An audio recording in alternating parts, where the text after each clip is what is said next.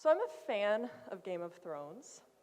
I have read all 4,451 pages that have been published thus far. I have watched all 73 episodes of HBO's adaptation, and I play not one, but 2 Game of Thrones board games.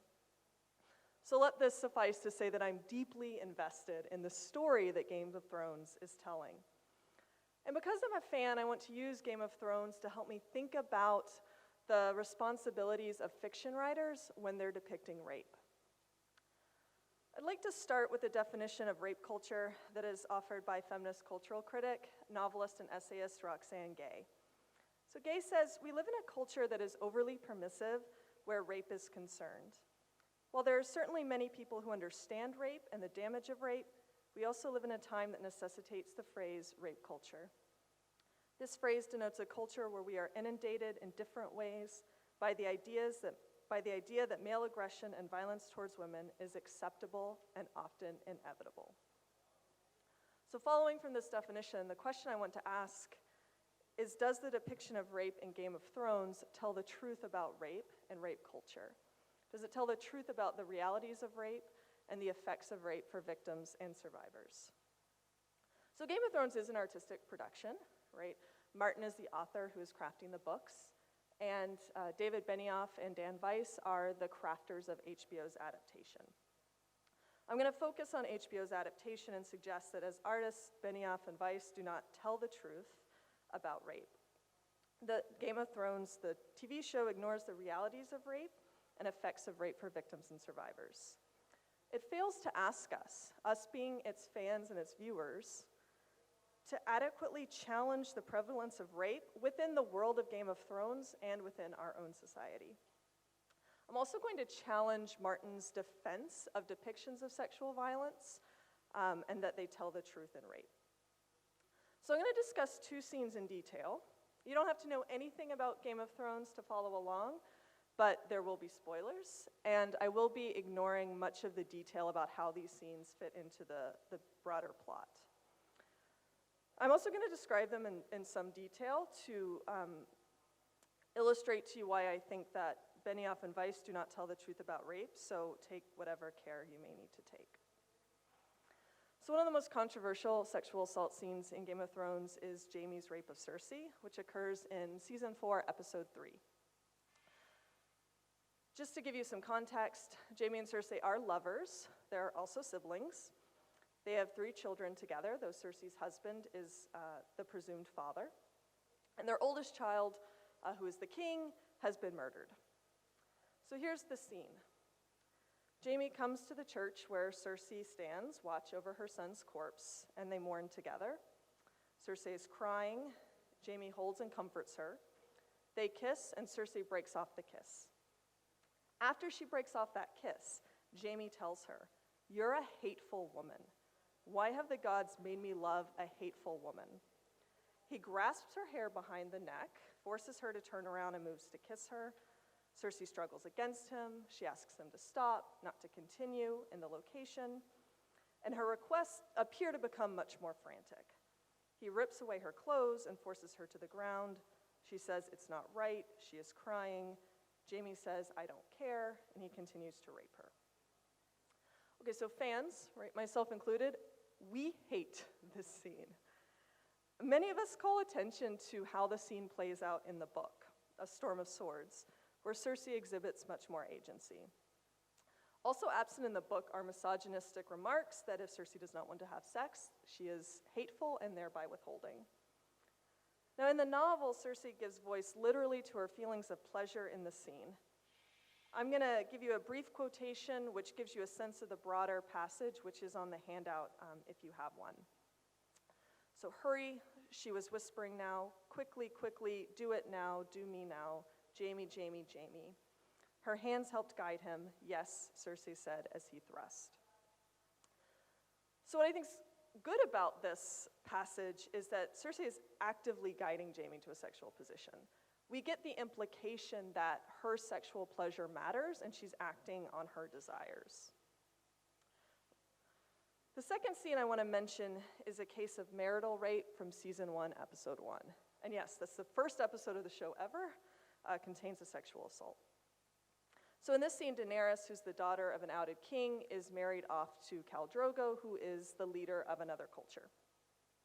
Now, the relationship's problematic from the beginning because Daenerys is coerced into the marriage by her elder brother. She's effectively sold like property so that her brother can get an army. So let me summarize the scene from the show about how Daenerys' wedding night unfolds. It's sunset in a seemingly secluded location. Daenerys looks nervous or worried, perhaps scared.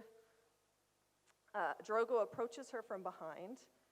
He undresses himself and then her. Daenerys is crying. Drogo says no a few times, but it doesn't really make sense, at least to me, why he's saying this. When Drogo completely disrobes Daenerys, she tries to hide her breasts. She's still crying.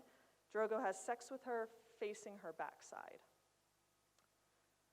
Okay, so this scene also plays out better in the books.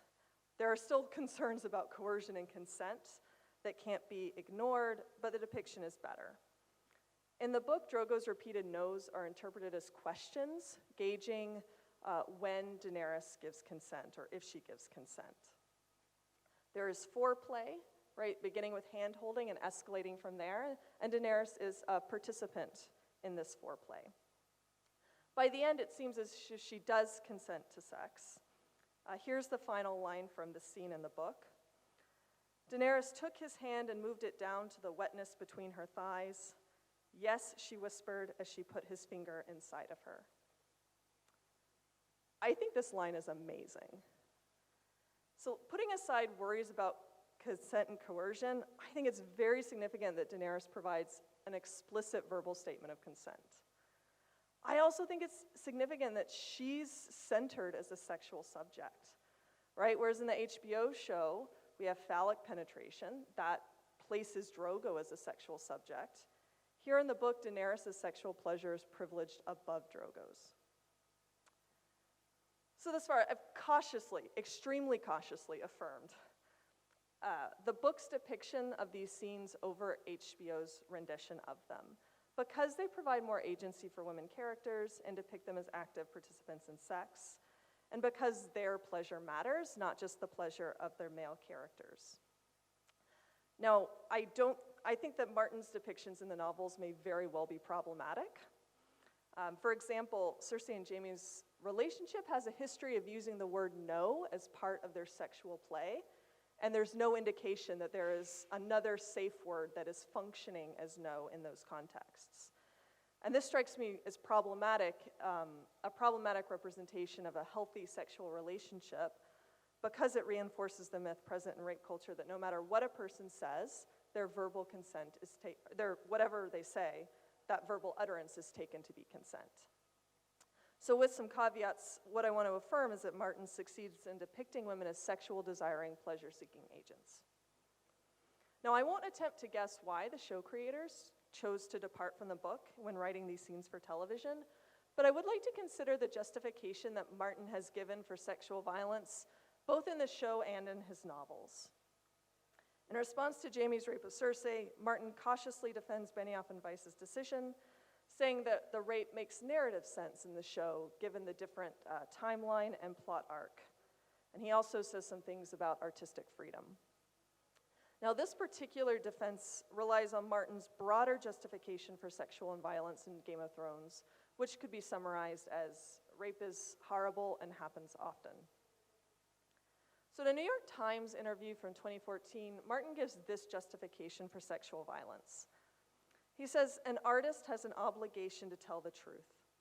My novels are epic fantasy, but they are inspired by and grounded in history. Rape and sexual violence have been a part of every war ever fought, from the ancient Sumerians to our present day. To omit them from a narrative centered on war and power would have been fundamentally false and dishonest, and would have undermined one of the themes of the books, that the true horrors of human history derive not from orcs and dark lords, but from ourselves." So an artist, Martin states, has an obligation to tell the truth. If we accept this claim, does Martin succeed in telling the truth about rape?